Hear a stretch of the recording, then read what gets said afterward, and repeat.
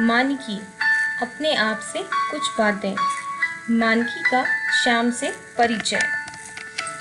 शादी के 2 दिन बाद सुबह 4 बजे सभी मेहमान अपने अपने घर के लिए विदा होने लगे।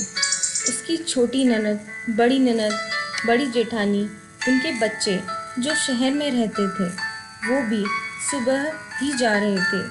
बस लेने के लिए अभी काफ़ी पैदल चलना था।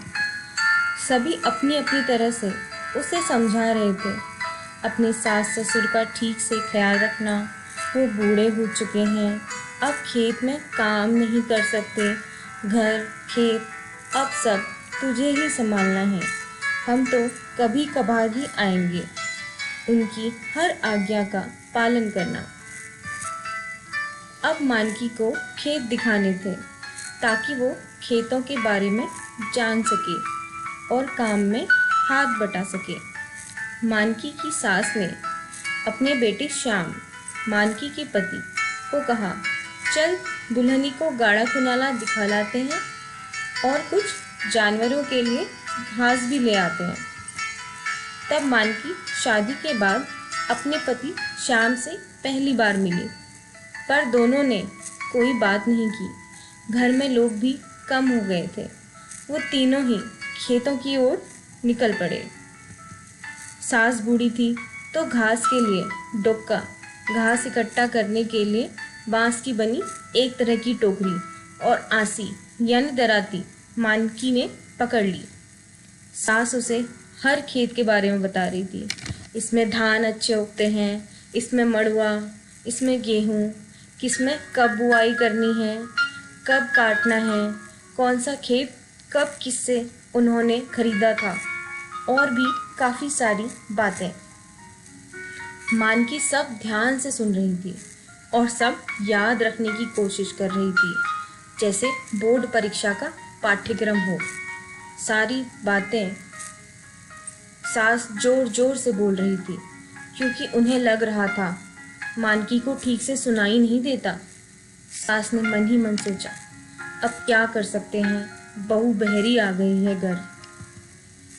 मानकी को सास की बताई काफ़ी बातें समझ नहीं आ रही थी क्योंकि सास काफ़ी ऐसे शब्द और नाम इस्तेमाल कर रही थी जो उसने पहले नहीं सुने थे, पर पिछले दिन की बातों के कारण उसमें हिम्मत नहीं थी दोबारा पूछने की।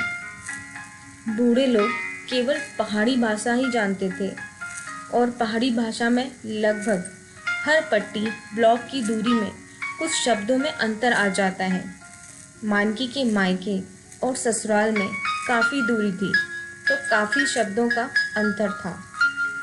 तभी उसकी सास ने कहा, मैं अब और नहीं चल सकती, मैं घर जा रही हूँ, तुम दोनों जानवरों के लिए घास काट कर लाना और धान के खेतों से पत्थर भी उठा देना।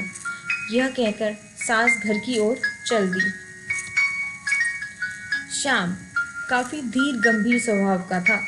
काफ़ी पढ़ा लिखा और सरकारी नौकरी में अच्छे पद पर होने के बाद भी उसमें बिल्कुल घमंड नहीं था।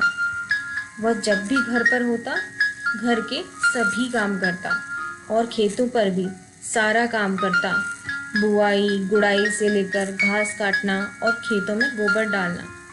उसे हर समय अपने बूढ़े माँ बाप की चिंता रहती थी।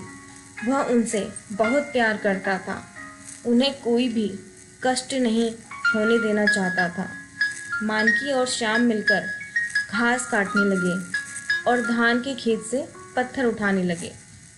मानकी ने वैसे ही सुबह बड़ी मुश्किल से साड़ी पहनी थी और अब उससे साड़ी संभल नहीं रही थी। सर का पल्लू बार बार नीचे गिर रहा था, कभी पैरों से बिच्छू निकल रहे थे। ऊपर नीचे खेतों में काम करने वाले उसे ही देख रहे थे। वह नई थी यहाँ, वह बहुत ही असहज महसूस कर रही थी। श्याम ने यह देखा।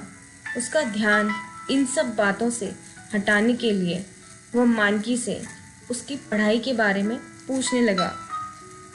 वो सकपका गई, फिर धीरे धीरे बताने लगी।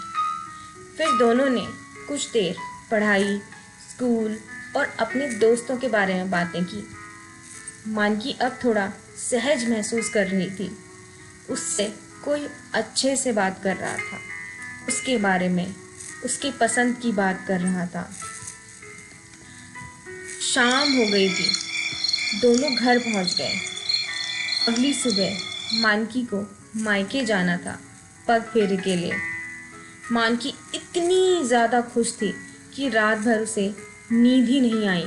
उसे लग रहा था कब सुबह हो, कब वो अपने घर जाए।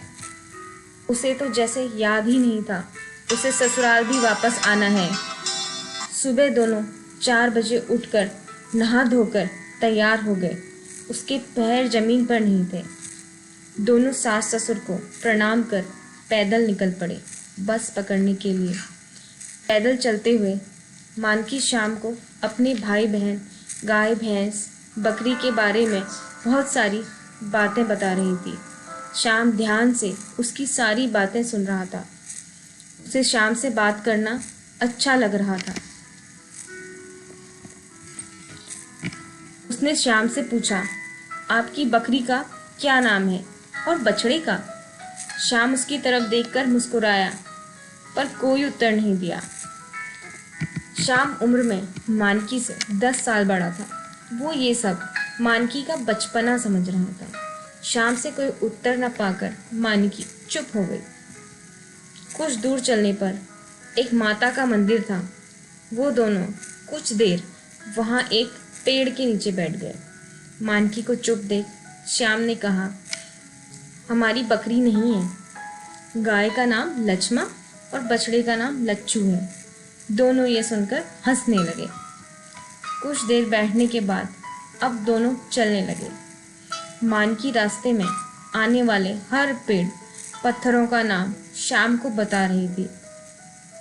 ये चीड़ का पेड़ है, ये देवदार, ये बुरांस, बांज का जंगल, काफल, मेल, फल्याट, बेड़ू, ये डांसी पत्थर, ये काला पत्थर, ये कोपी पत्थर, इससे तो लोहे के बर्तन साफ करते हैं, ये भी है यहाँ।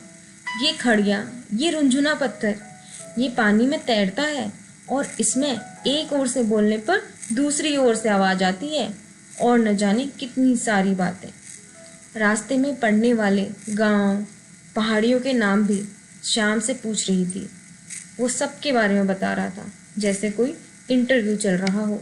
मानकी HR और श्याम उम्मीदवार। बस स्टेशन आ गया।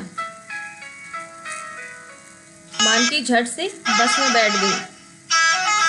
बस तय समय पर मुख्य शहर पहुंच गई, जहां से उन्होंने दूसरी बस लेनी थी मानकी के मायके के लिए।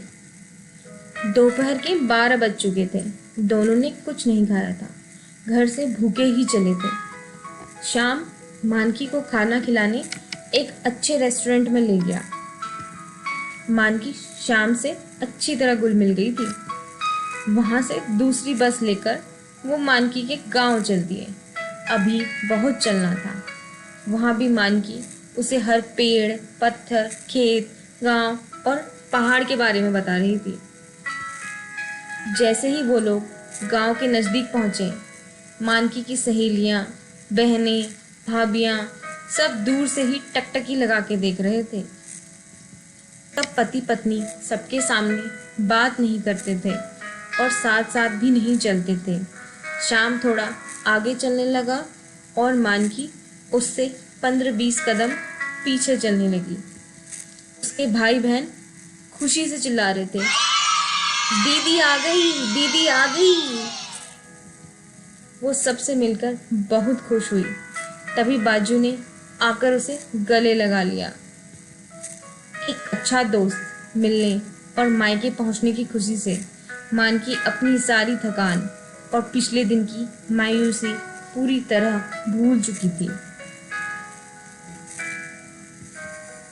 मानकी के जीवन से जुड़ी और बातें जानने के लिए बेल आइकन दबाएं। साथ ही लाइक, शेयर और सब्सक्राइब करना न भूलें।